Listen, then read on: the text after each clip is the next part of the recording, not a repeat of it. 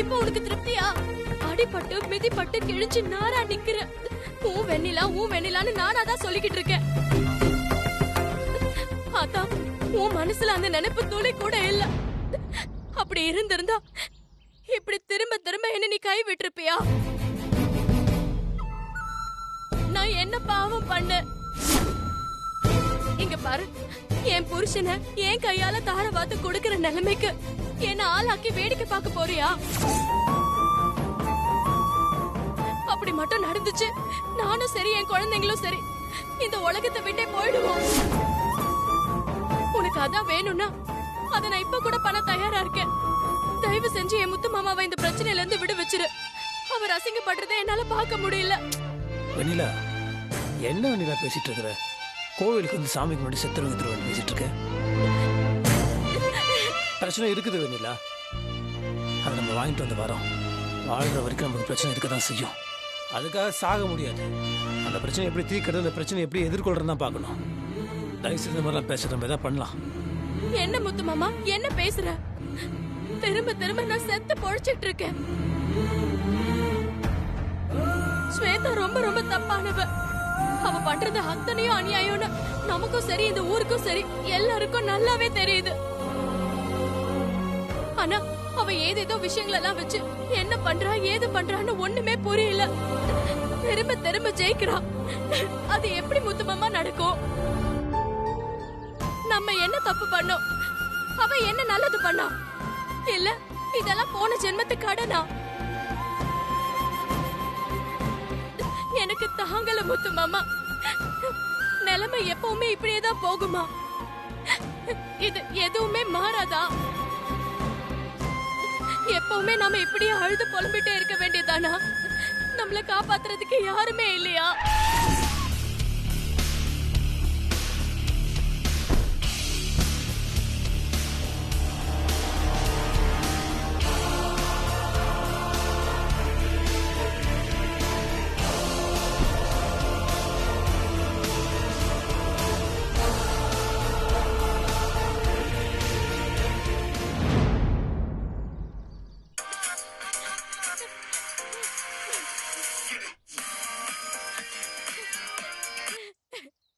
Hello Mutharasu,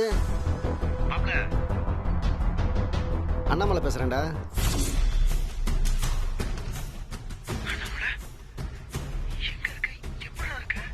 இதை பாரு, நான் எங்கே இருக்கேன் எப்படி இருக்கேங்கிறத அப்புறம் தெரிஞ்சுக்கலாம். முதல்ல நான் சொல்கிற இடத்துக்கு நீயும் வெண்ணிலாவும் உடனே கிளம்பி வாங்க. பிவிஆர் ஹாஸ்பிட்டலுக்கு கிளம்பி வாங்க. உடனே கிளம்பி வா முத்தரசு. என்ன எதுன்னு கேட்காத. இங்கே வந்ததும் எல்லாத்தையும் சொல்கிறேன். ஃபோனில் எதையும் சொல்லிட்டு இருக்க முடியாது. உடனே கிளம்பி வா. முத்து மாமா, யார் முத்து மாமா போன்ல? வாடா, உடனே ஹாஸ்பிட்டலுக்கு போகணும். யார பார்க்க போறோம்? எதுக்கு ஆஸ்பத்திரிக்கு? யாருக்காச்சும் ஏதாச்சும் பிரச்சனையா? நீ வா, நான் சொல்றேன் வா.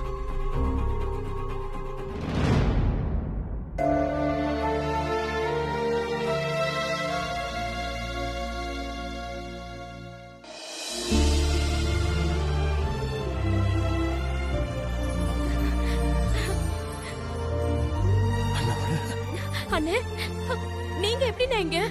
எப்படிண்ணே இருக்கீங்க? இதை பாருங்க, 2 பேத்துக்கும் சொல்லிக்கிறேன். என்னை பற்றி அப்புறம் தெரிஞ்சுக்கலாம். அதை விட முக்கியமான வேலை இருக்கு. உள்ள வாங்க.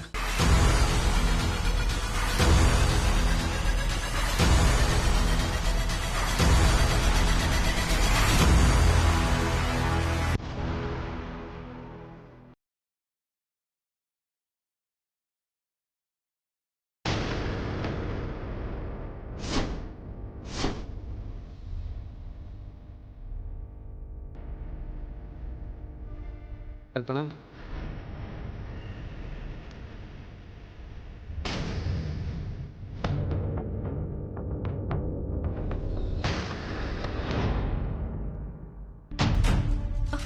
அண்ணே இவங்க? கல்பனா உனக்கு பிரசவம் பார்த்த ஹாஸ்பிட்டலில் டியூட்டி நர்ஸாக இருந்தாங்க. ஞாபகம் இருக்குல்ல? டேய், இவங்க நம்பரை வாங்கி நிறைய வாட்டி நான் ட்ரை பண்ண, இவங்க ஃபோன் எடுக்கலடா. எப்படி கண்டுபிடிச்சவங்கள? ஸ்வேதா கொடுத்த பணத்துக்கு ஆசைப்பட்டு இன்னைக்கு இந்த நிலைமையில இருக்கா. பண்ண தப்புக்கான தண்டனையையும் அனுபவிச்சிட்டா. வெண்ணிலா, உனக்கு ஒரு அதிர்ச்சியான விஷயம் சொல்ல போறேன். ஸ்வேதா கர்ப்பமே ஆகல. என்னென்ன சொல்றீங்க? ஸ்வேதா உண்மையாலுமே கர்ப்பம் இல்லைம்மா. கர்ப்பம்னு சொல்லி உங்களை எல்லாம் ஏமாத்திருக்கா. நீ பிரசவத்துக்கு அட்மிட் ஆன அதே ஹாஸ்பிட்டலில் ஸ்வேதாவும் அட்மிட் ஆனான். அந்த ஹாஸ்பிட்டலில் ஸ்வேதாவோட ஃப்ரெண்டு மேனக்கான்னு ஒரு டாக்டர் இருந்தாங்க. அந்த டாக்டர் கைக்குள்ளே போட்டுட்டு தான் ஸ்வேதா எல்லா முள்ள மாதிரி தனத்தையும் பண்ணியிருக்கா. உனக்கு பிரசவம் நடக்கிற அந்த நாளில் உனக்கு பிரசவம் பார்க்குற இந்த டாக்டரோட ஹஸ்பண்டுக்கு ஆக்சிடென்ட் சொல்லி அந்த டாக்டரை வெளியில் அனுப்பிட்டு ஸ்வேதாவோட ஃப்ரெண்ட் டாக்டர் மேனகா உனக்கு பிரசவம் பார்த்துருக்கா. அந்த பிரசவத்தில் உனக்கு பிறந்தது 2 குழந்தைங்க. ஒன்று ஆண், இன்னொன்று பெண்.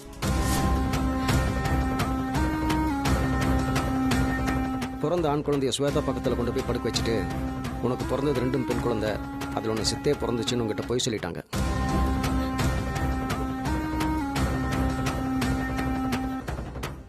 ஸ்வேதா பக்கத்தில் படுக்க வச்ச ஆண் குழந்தைய ஸ்வேதாவுக்கும் முத்தரசனுக்கும் பிறந்ததுன்னு சொல்லி அதுக்கான எல்லா சர்டிஃபிகேட்டையும் இந்த நர்ஸை கைக்குள்ளே போட்டுக்கிட்டு லீகலாக கிரியேட் பண்ணிட்டாங்க. அந்த நேரத்தில் தான் இவங்களுக்கு ஆசை ஜாஸ்தி ஆயிடுச்சு. ஸ்வேதா கொடுக்குறேன்னு சொன்ன பணத்தை விட அதிகமாக கேட்டிருக்காங்க. கடுப்பான ஸ்வேதா இவங்களை குடோனில் தூக்கி போய் கட்டி போட்டு சாவர வரைக்கும் அடிக்க சொல்லியிருக்கா. நம்ம மருந்தோட கஸ்டடியில் தான் இவ்வளோ நாள் இவங்களை வச்சுருந்துருக்காங்க. கரெக்ட். நாளைக்கு சொன்னேன்ல, நம்ம 2 பேரும் நீங்கள் தோப்பு வீட்டுக்கு போகும்போது இந்த மருந்து பையன் இருந்தான்ல, அவன் திருட்டு வேலை பண்ணியிருக்கான். நம்ம தண்ணி அடிக்க வந்தான் நினச்சான், பார்த்தா இவங்கள தான் அவன் கடத்தி வச்சிருக்கான். ஆமா முத்து மாமா. எனக்கு விஷயம் தெரிஞ்சவங்களுக்கு ஒரு நல்ல ஐடியா கொடுத்து தப்பிக்க வச்சு காப்பாற்றி கூட்டிகிட்டு வந்து இப்போ ட்ரீட்மெண்ட் கொடுத்துட்ருக்கேன். இவங்க மட்டும் பஞ்சாயத்தில் வந்து எல்லா உண்மையும் சொல்லிட்டாங்கன்னா ஸ்வேதா பண்ண வண்டவாளம் எல்லாம் வெளியில் வந்துடும். இனிமேல் ஸ்வேதாவால் தப்பிக்க முடியாது. பாத்தியா முத்து மாமா, ஆத்தா சன்னதியில வச்சு வேண்டினது வீண் போகல. நம்மள காப்பாத்த யார் இருக்கான்னு மனசு நொந்து போய் பேசினல, அந்த நேரத்துல அண்ணன் வந்திருக்காரு. என்ன மன்னிச்சிடுங்க.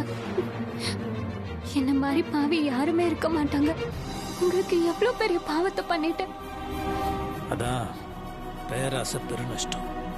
தப்பானவங்க கூட சேர்ந்து தப்பு பண்ணா இந்த மாதிரி தான் ஆகும். தப்பை உணர்ந்துட்டேன்னு சொல்றீங்க, அதுக்கு மேலே உங்க மேலே கோவப்பட்டு ஒரு பிரயோஜனமும் இல்லை. இப்போ அது உங்களுக்கு நல்ல புத்தி வந்தது, அது வரைக்கும் சந்தோஷம். அதுக்கான பலனை தான் நான் இப்ப அனுபவிச்சுட்டு இருக்கேன். என் குடும்பமே செதறிப்போம். எல்லாரும் ஆளுக்கு ஒரு மூலையில கிடக்குறோம். அந்த ஸ்வேதாவால நான் படாத கஷ்டமே இல்லை. என்னை அடிச்சு ரூம்குள்ள அடைச்சு வச்சா. ரொம்ப நாளுக்கு அப்புறம் அண்ணாமலை சார் தான் என்னை காப்பாத்தி வைத்தியமா நடிக்கிறதுக்கு எனக்கு ஐடியா கொடுத்தாரு. அதுக்கப்புறம் அவங்க என்ன கூட்டிட்டு போய் ரோட்ல விட்டுட்டாங்க. அங்க என்ன ட்ரீட்மெண்ட் கொடுத்து காப்பாத்தினது இவர் தான். நான் செஞ்ச பாவத்துக்கு எப்படியாவது பிராயச்சித்தம் தேடி ஆகணும். தயவு செஞ்சு உங்க ஊர் பஞ்சாயத்தை கூட்டுங்க. நடந்த உண்மை எல்லாத்தையும் நான் சொல்றேன். அந்த ஸ்வேதாவோட முகத்தெரிய நான் கிழிக்கிறேன். அப்பதான் என் மனசு ஆறும். அவளை சும்மா விடக்கூடாது. அவளை சும்மா விடக்கூடாது சார். பண்ணிலா, உன் வேண்டுதலுக்கு பதில் வந்துருச்சு பாத்தியா?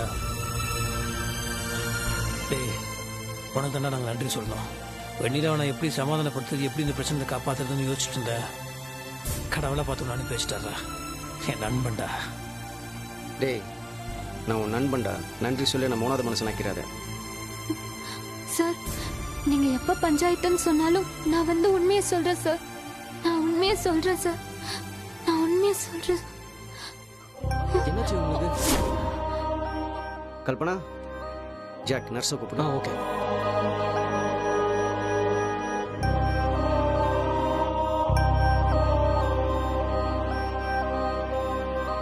திடீர்னு மயங்கிட்டாங்க, என்னன்னு பாருங்க. நீங்க கொஞ்சம் வெளியே இருங்க சார். நீங்களும் தான்.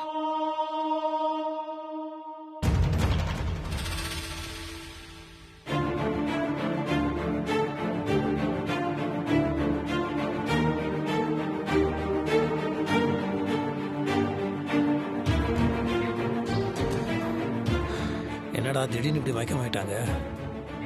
என்னன்னு தெரியல. நர்ஸ் பார்க்குறாங்களா, வந்து சொல்லட்டும், பார்க்கலாம்.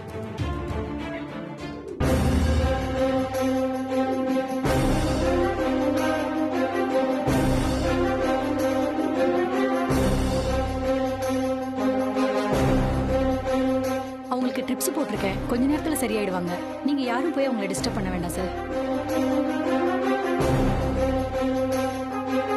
மாப்பிள்ள, இந்த கல்பனா மட்டும் பஞ்சாயத்துக்கு வந்து உண்மையை சொல்லிட்டான்னா எல்லா பிரச்சனையும் முடிவுக்கு வந்துடும்டா. திருத்தணிக்கு உனக்கும் வெண்ணிலாவுக்கும் பிறந்த குழந்தை தான் ப்ரூவ் பண்ணிடலாம்.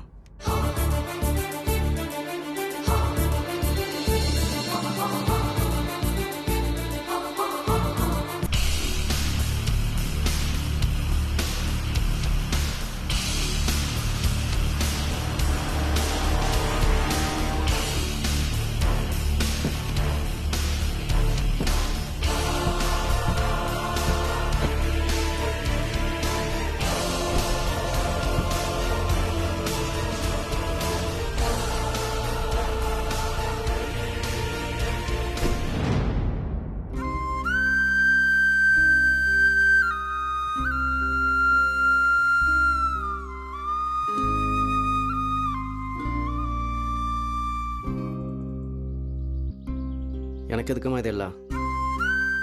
இந்த பிரச்சனையில எங்க எல்லாரையும் காப்பாத்துறதுக்கு தெய்வம் மாதிரி சரியான நேரத்துல வந்தீங்க. உங்களுக்கு தானே ஆர்த்தி எடுக்கணும். பாத்தியா வெண்ணிலா எப்படி பேசுறான்னு? கலை, நீ நல்லபடி எழுந்து நடமாடணும்னு நானும் வெண்ணிலாவும் வேண்டத தெய்வம் இல்லை, எங்க வேண்டுதல் பழிச்சிருச்சு.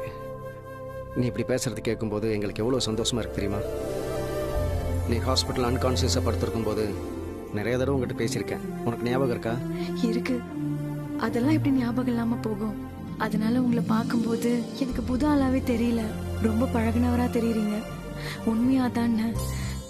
உங்க எல்லாரோட வேண்டுதல் தான் என்னை இப்படி மீட்டு கொண்டு வந்திருக்கு. நில்லுங்க.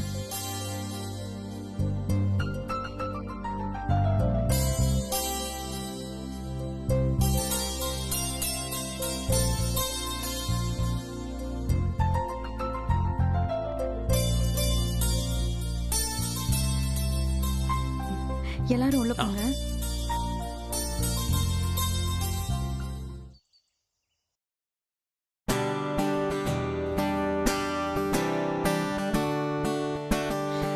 மாமா, ஏய் ருத்ரகுட்டி, வா இப்படியா இருக்க? மாமா, நீங்க எப்படி இருக்கீங்க? ரொம்ப நல்லா இருக்கேன். நீ அங்கேயே நின்று இருக்க, வா. நீ எப்படியா இருக்க? நல்லா இருக்கேன். நீங்க எப்படி இருக்கீங்க? ஆசம், சூப்பரா இருக்க.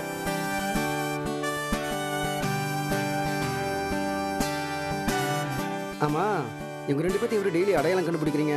ஐயோ, எனக்கு பயங்கர கன்ஃபியூஷனா இருக்குப்பா. என்னாலெல்லாம் அடையாளம் கண்டுபிடிக்க முடியாது. எனக்கு கன்ஃபியூஸ் ஆகாம இருக்கிறதுக்காக நான் வேணா ஒன்று பண்ணட்டா? என்ன பண்ணலாம்? ரெண்டு பேர்ல யாராவது ஒருத்தருக்கு மீசை வரைஞ்சி விட்டுறட்டா? போங்க மாமா, வா விளையாட போலாம்.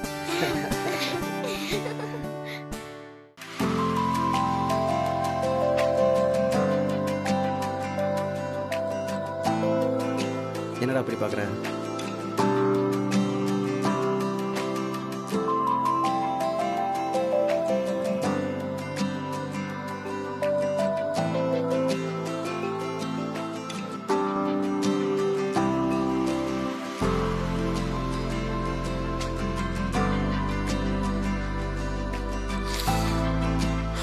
உன்னை பற்றி எப்பவுமே நினச்சிட்டு இருப்பேன்டா. அடிக்கடி வெண்ணிலா கிட்ட உன்னை பற்றி பேசிட்டு இருப்பேன். எங்கடா போன? என்ன நடந்துச்சு? டேய், நீ இல்லாம இங்க நிறைய விஷயம் நடந்துருச்சுடா. இப்ப மட்டும் எப்படிடா உனக்கு எனக்கு ஒரு பிரச்சனை தெரிஞ்சோன்னு கரெக்டா வந்துட்டேன். மாப்பிள்ள, உனக்கு அங்கே அடிபட்டா எனக்கு இங்கே வலிக்கும். அதாண்ட நட்புங்கிறது.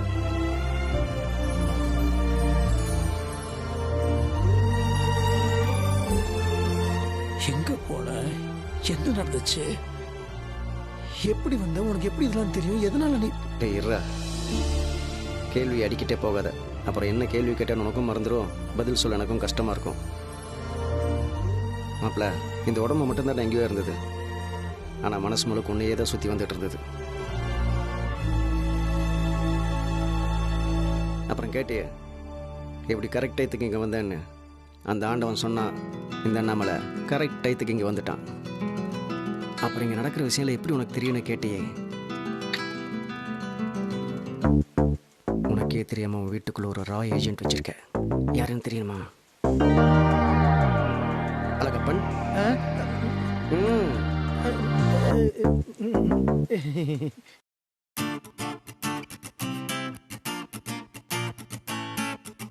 இவர் தான் நம்ம ரா ஏஜென்ட். மாப்பிள்ளை சொன்ன தகவல் வச்சுதான் எங்கேயோ இருந்ததுனால எல்லா விஷயத்தையும் பண்ண முடிஞ்சது.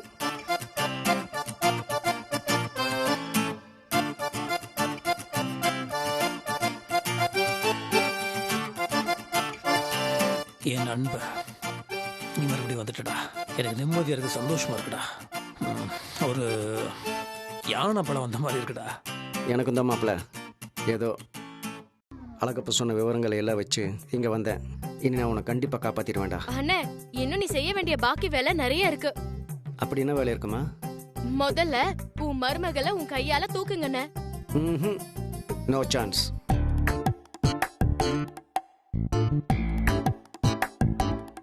என்ன அப்படி பாக்குற? சும்மா தூக்கிட முடியுமா? சீர் செய்ய வேணாம். சும்மா இந்த ஊரே மெசிலுத்து போற மாதிரி சீர் செஞ்சுட்டு அதுக்கப்புறமா சும்மா அலேக்க மருமகளை தூக்கிடுறேன். என்னங்கிற?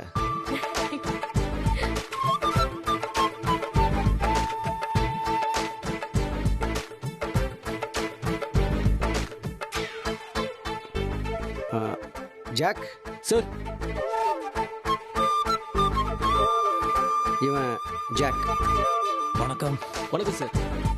இவன் என் நண்பன், அதுக்கும் மேலன்னு சொல்லலாம். என் பிரதர், அதுக்கும் மேல. சார் என்ன போய் என்ன ஜாக், உண்மையை தானே சொல்றேன். மாப்பிள்ள, இவனுக்கு ஒரு சின்ன வேலை இருக்கு, சொல்லி அனுப்பிட்டு வரேன். ஓகே தங்கச்சி, இப்போ வந்துடுறேம்மா. வாடா.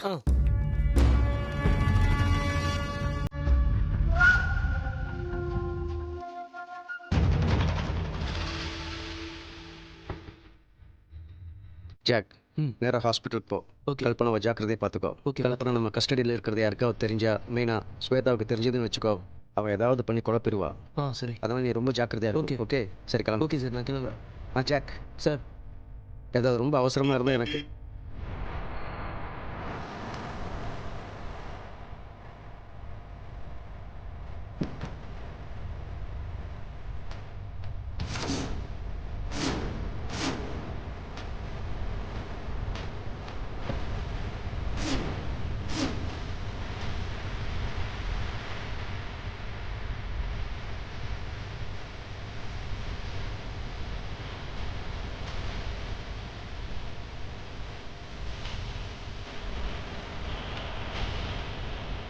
எப்படி இருக்க ஸ்வேதா? பார்த்தாலே தெரியுதே ரொம்ப நல்லா இருக்கேன்னு. ஆனால் இனிமேல் இந்த அண்ணாமலை உன்னை நல்லா இருக்க விட மாட்டான். நீ என் கையை வெட்ட சொன்ன, நான் உன்னை சுட்டேன். அங்கே தான் நான் ஒரு பெரிய தப்பு பண்ணிட்டேன். உன்னை முதுகில் சுட்டுறக்கூடாது. உன் திமிர் பிடிச்ச மூஞ்சியில் கண்ணுக்கு மேலே இருக்கிற நெத்தி பொட்டில் சுட்டிருந்தேன்னா எப்போவோ கதை முடிச்சிருக்கோம். என்ன நக்கலை சிரிக்கிற? பார்த்து, ஒரு சைடு இழுத்துக்கு போகுது. முத்தரசன் வெண்ணில வாழ்க்கையில் ஓர விளையாண்டு இல்லை.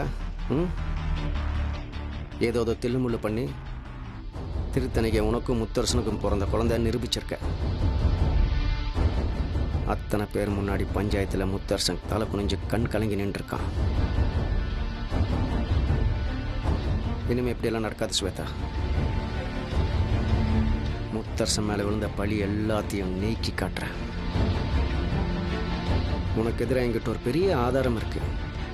அதை வெளியில் கொண்டு வந்துட்டேன்னா உன் வண்டவாளமெல்லாம் தண்டவாளம் மாரி சும்மா கிடுன்னு வெளியில் வந்துடும். என்ன ஸ்வேதா, அந்த ஆதாரம் என்னவா இருக்கும்னு யோசிக்கிறியோ?